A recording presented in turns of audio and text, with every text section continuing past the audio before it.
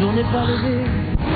Secret numéro 1, comment une fan s'en est pris à Catherine Zeta-Jones par amour pour Michael Douglas.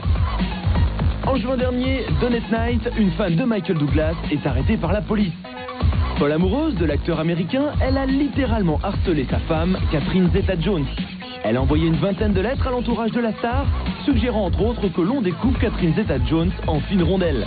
Ça pourrait faire sourire si la harceleuse n'était pas allée plus loin. Alors que Catherine Zeta-Jones se trouve en Autriche sur le tournage d'Ocean's 12 avec George Clooney, elle reçoit plusieurs appels téléphoniques de Donette Knight, la menaçant de mort.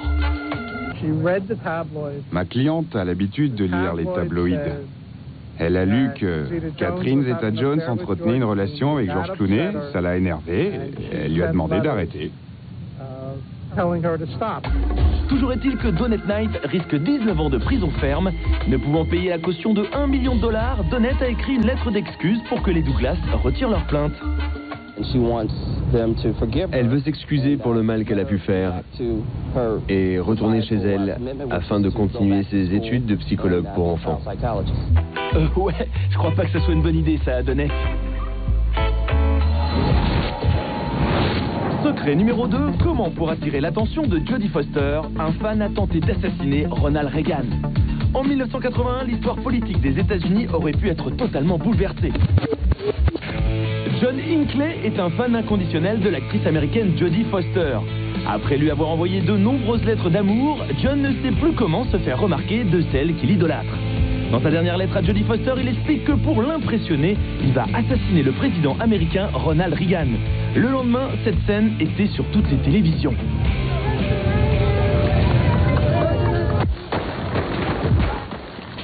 Alors qu'il sortait de l'hôtel Hilton à Washington, Ronald Reagan fut grièvement blessé par balle au poumon gauche. Plus de peur que de mal, puisque ses jours ne sont pas en danger. John Hinckley sera jugé non coupable en raison de son état psychotique. Quant à Jodie Foster, elle n'accordera aucune interview concernant cet incident. Des fans déjantés à ce point, ça donne froid dans le dos quand même. Secret numéro 3, quel chanteur célèbre, fan d'Elvis Presley, a tenté de s'introduire illégalement chez le King pour le rencontrer. Ce n'est pas un secret, Elvis Presley soulevait les foules et ses groupies auraient fait n'importe quoi pour l'approcher ou pour posséder le moindre de ses objets. Oui, même un vieux slip tout sale. Mais là où ça devient plus surprenant, c'est que vouloir rencontrer le King n'est pas réservé aux inconnus. En 1976, un chanteur célèbre a tenté de s'introduire illégalement à Graceland, la demeure du King, dans l'espoir de l'y apercevoir. De qui s'agit-il ? Bruce, qui était fan transi d'Elvis et qui, profitant d'un concert à Memphis, essaye d'aller, veut aller voir la maison d'Elvis à Graceland. Et oui, vous avez bien entendu. Bruce, c'est Bruce Springsteen, le boss. Le problème, c'est que cette affaire ne s'est pas terminée comme il l'aurait souhaité. Voyant porte close, il est passé par-dessus la grille et il s'est fait choper par la sécu et reconduire Manu Militari. Et oui, toute star qu'il est, le boss ne rencontrera jamais son idole, le King. Moi-même, après, j'ai essayé de rentrer chez Bruce de la même manière, dans le New Jersey. Et tout Antoine que je sois et tout président du fan club, je me suis fait reconduire par les vigiles. Et la semaine dernière, il y a un mec qui a essayé de rentrer chez moi. Ouais, comme ça. Et un inconnu total. Et je lui ai évidemment fait latter la gueule par les services de sécurité. Moralité, il vaut mieux s'introduire chez Elvis que chez Decaune, c'est moins risqué.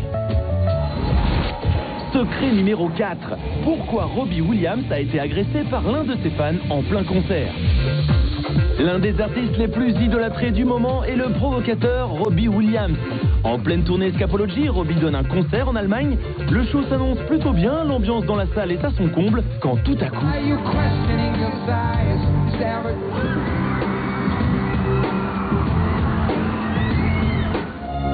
De retour aux loges, tout le monde est sous le choc.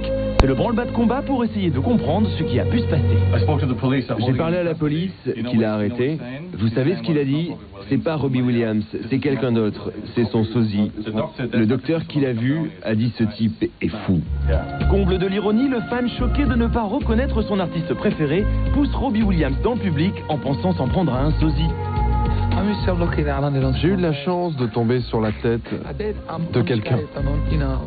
J'ai rien de cassé, juste un bleu au genou et au bras. Il aurait pu avoir un couteau ou autre chose. Je ne veux pas m'apitoyer sur mon sort. Mais j'ai très peur. Et pas que ce soir d'ailleurs. J'ai tout le temps peur. Décidément, quand les fans deviennent fous, même les rebelles pleurent. Mais où va-t-on? We Are All